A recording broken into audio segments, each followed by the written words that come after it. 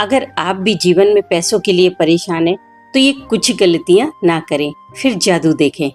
आज दुनिया की 90% समस्या पैसों को लेकर ही है, क्योंकि हमें अपनी छोटी छोटी जरूरतों के लिए भी पैसों पर ही डिपेंड रहना पड़ता है। माना कि पैसा सब कुछ नहीं है, लेकिन बहुत कुछ है, एक बहुत बड़ी ताकत है, और ये ताकत आज कुछ लोगों के पास ही है। ऐसा क्यों है कि भरपूर मेहनत करने के बाद भी हमें सफलता नहीं मिल पाती? आज हम वही जानेंगे, क्योंकि हम ये 6 गलतियां करते हैं। पहला, अगर बहुत मेहनत करने के बाद भी हमें हमारी मेहनत के अकॉर्डिंग फल नहीं मिल पाता, तो इसमें हमारी थिंकिंग का, हमारी सोच का बहुत बड़ा योगदान रहता है। बात सुनने में अटपटी हो सकती है, लेकिन जब आप अपनी सोच को बदलेंगे तो अपने जीवन में चमत्कार खुद देखेंगे। तो देखिए, कुछ लोगों की सोच होती है कि पैसा हाथ का मैल है, हम पैसे को महत्व नहीं देते, हमारे लिए तो प्रेम ही सब कुछ है। तो फिर धीरे धीरे आपकी आर्थिक स्थिति बिगड़ने लगती है, और जिनकी ऑलरेडी बिगड़ी हुई होती है फिर भी वो इस तरह की बातें कर रहे हैं, तो फिर उनके घर में संपन्नता कभी नहीं आती। क्योंकि अगर हम किसी को सम्मान देंगे तभी तो वो हमारे घर आना पसंद करेगा। तो पैसों को लेकर कभी भी इस तरह की बातें ना करें। जब आप पैसों को महत्व देंगे तभी तो पैसा आपको महत्व देगा। दूसरा, ये जो प्रकृति है वो सब कुछ समान समझती है और सबको सुखी देखना चाहती है। वो अपनी तरफ से किसी को कष्ट नहीं देना चाहती। हम उसे प्रकृति कह सकते हैं, परमात्मा कह सकते हैं, पर वह शक्ति हर उस व्यक्ति को जिसे उसने जन्म दिया है हमेशा सुखी देखना चाहती है, हमेशा खुश देखना चाहती है। लेकिन क्या सब लोग खुश होते हैं? नहीं ना।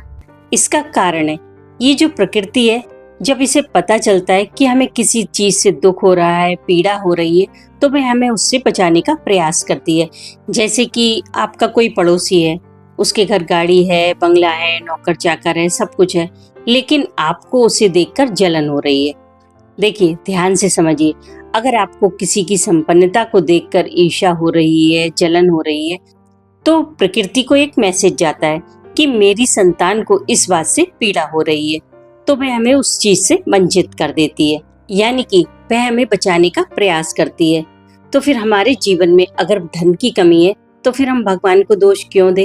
उसी तरह अगर किसी को दूसरों की सफलता देखकर जलन हो रही है, तो ऐसे व्यक्ति जीवन में कभी सफल नहीं हो पाते, क्योंकि प्रकृति को एक मैसेज जाता है कि आपको सफलता से पीड़ा होती है।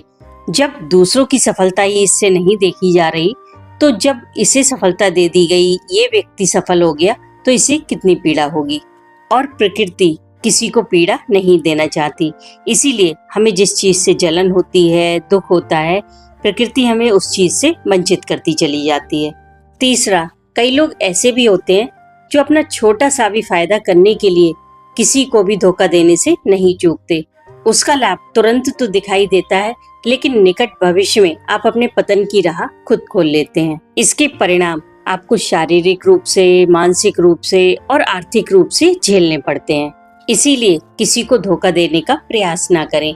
अगर कोई आपको धोखा देता है तो उसका कष्ट आपको थोड़े दिन झेलना पड़ेगा, लेकिन अगर आप किसी को धोखा देते हैं तो वो कष्ट आपको जीवन भर भुगतना पड़ेगा।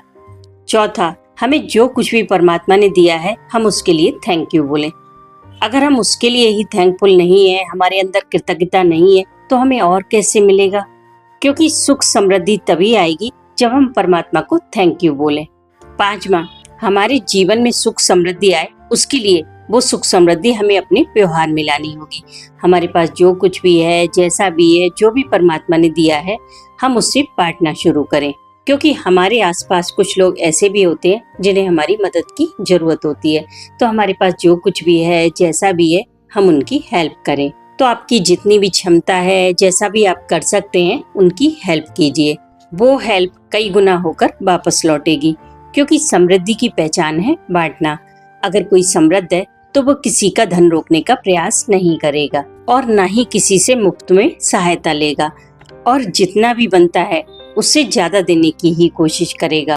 तो सुख समृद्धि की सबसे पहली शर्त यही है कि जो कुछ भी आपको ईश्वर ने दिया है उसके लिए आप थैंकफुल हो जाएं, और जो कुछ भी हमारे पास है उससे हम दूसरों की मदद करने का प्रयास करें, और पैसों को सम्मान देना सीखें। क्योंकि दीपावली पर माँ लक्ष्मी जी का पूजन करने से, उन्हें सम्मान देने से कुछ नहीं होगा। जब हमारे पास धन आए तो हम उसे सम्मान की दृष्टि से देखें, और जब कभी भी हमें देना पड़े या दूसरों की हेल्प करनी पड़े तो हम अपने मन को दुखी ना करें। और अगर किसी का पैसा हमारे ऊपर आ रहा है तो हम अपनी जरूरतें रोककर उसका देने का प्रयास करें। अगर ये सारी बातें हम अपने जीवन में फॉलो करेंगे तो निश्चित रूप से हमारे जीवन में संपन्नता आएगी। छठा, प्रकृति का एक गुण होता है कि वो ना शब्द नहीं सुनती, वो ना शब्द को स्वीकार ही नहीं करती। अगर हम सोचते हैं कि कहीं कुछ गलत ना हो जाए तो प्रकृति उसमें से ना शब्द निकाल देती है। अब क्या बचा, कहीं कुछ गलत हो जाए तो हमारे साथ गलत ही होता है। यही बात पैसों के मामले में है। अगर हम सोचते हैं कि इतना खर्च करने से हमारी आर्थिक स्थिति ना बिगड़ जाए तो बस ना निकल जाता है उसमें से और हमारी आर्थिक स्थिति बिगड़ जाती है। और इसमें किसी का दोष नहीं है, ये सब हमारे विचारों से होता है। तो कभी भी अपने मन में कोई निगेटिव थॉट ना आने दे, हमेशा अच्छा सोचे, अपने बारे में भी और दूसरों के बारे में भी। और किसी से भी जलन की भावना ना रखें, दूसरों की खुशी में खुश होने का प्रयास करें। हमेशा विश्वास रखें कि परमात्मा मेरे साथ है, जो होगा अच्छा ही होगा। क्योंकि अगर आप पॉजिटिव रहेंगे तो सारी पॉजिटिव चीजें ही आपको अट्रैक्ट करेंगी। जय श्री कृष्णा।